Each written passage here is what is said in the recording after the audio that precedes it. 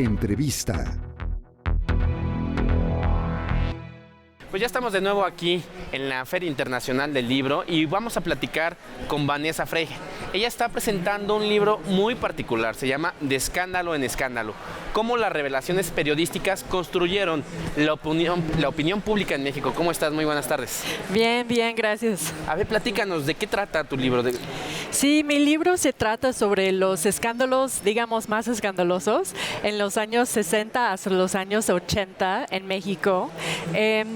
A mí lo que más me interesó en ese libro fue ver cómo los escándalos unieron un público que antes no tenía mucho contacto entre sí. Y además ese libro como que desafía la idea que tenemos de una prensa sometida al poder, una prensa que era cooptada, una prensa que se definía por el hecho de aceptar el chayote, etcétera.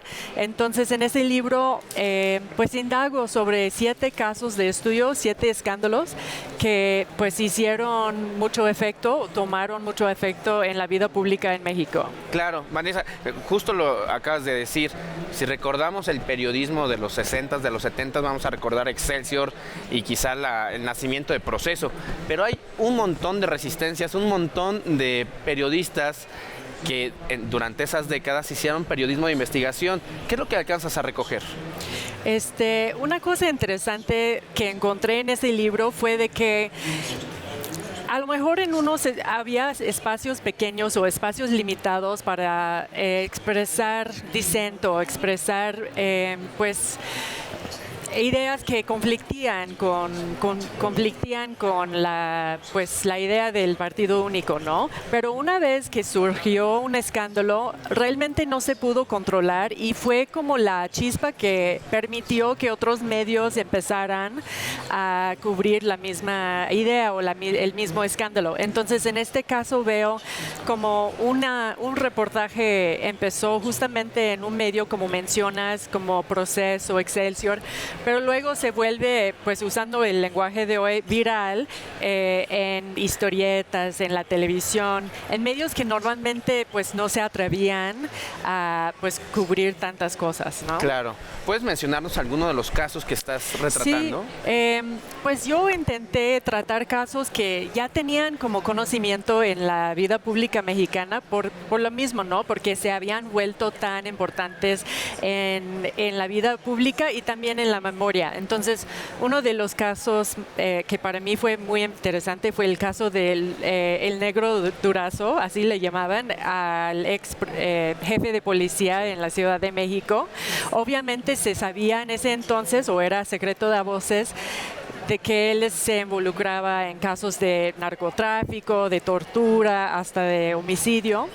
Pero lo que realmente se volvió un escándalo en ese entonces fue su malversión de fondos. O sea, el hecho, porque México estaba entrando en plena crisis económica y la gente se enojaba mucho de que él se estuviera gastando pues mucho dinero en sus casas ya famosas como el Partenón en Zihuatanejo o el casa en El Ajusco en el sur de Ciudad de México. Entonces eso es nada más un ejemplo, pero hay muchas más. Después te pones mucho más académica y teórica y dices, estos casos ayudan a formar opinión pública. ¿Qué es la opinión pública y cómo la estás manejando en el libro? Ajá, sí, pues lo que yo estoy viendo es que los escándalos básicamente lo que hacen es ofrecer un relato. Ofrecen un relato sencillo para que la gente tenga una forma, un lenguaje para hablar de lo que no le gusta en la política o en la vida pública o en el trato que recibieron después de un desastre natural, que fue el caso después del el sismo de 85, ¿no?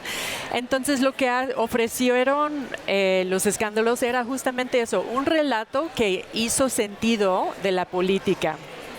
Y ese proceso es lo que yo estoy viendo cuando hablo de la construcción de una opinión pública. Esos relatos hicieron o se volvieron parte de la forma en que la gente hablaba de la marcha hacia la democracia, si queremos pues describirlo así, o la forma en que hablaban del problema de la corrupción, con un solo nombre, con el nombre del Negro Durazo, la gente ya sabía de que estaban hablando de la policía corrupta, por ejemplo. Y, por ejemplo, una vez que has escrito esto, cuando te pones a ver el montón de escándalos que hay quizá todos los días ya y que ahora a través de las redes sociales son mucho más visibles porque se vuelven virales, ¿qué piensas de cómo se está conformando la opinión pública hoy en día?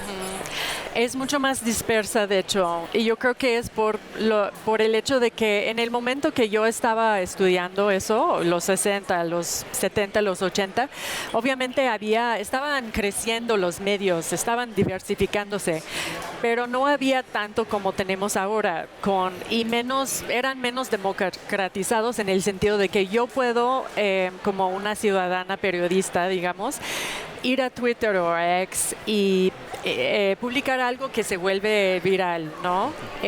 No necesito necesariamente una plataforma formal. En ese entonces no era así y yo creo que es por eso, es una parte de la explicación por la cual tenemos tantos escándalos, pero también por lo cual se desaparecen tan pronto o que solo tienen o hace sentido para un grupo más pequeño. Yo creo que eso también pues tiende a limitar su impacto. Porque pues ahora somos públicos dispersas y a lo mejor como divididos. Claro.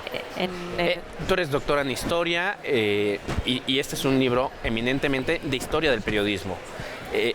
¿Cuáles crees que son, digamos, las vetas por donde se puede ir trabajando desde la historia para conocer más del periodismo, de lo que se está haciendo recientemente, porque hoy el periodismo parece que está ayudándole muchísimo a las víctimas en el caso de México?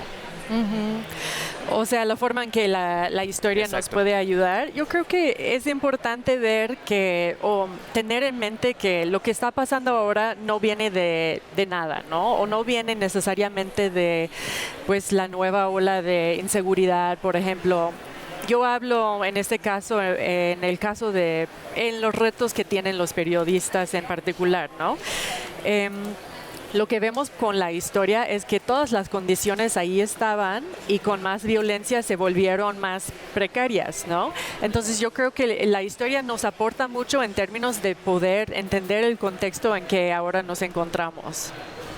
Perfecto, Vanessa, pues ahí tienen ustedes el libro de Escándalo en Escándalo, cómo las revelaciones periodísticas construyeron la opinión pública de México. Es un libro que van a poder encontrar en la editorial de Siglo XXI. Vanessa, muchísimas gracias por acompañarnos. Gracias a ti. Bueno, nosotros continuamos.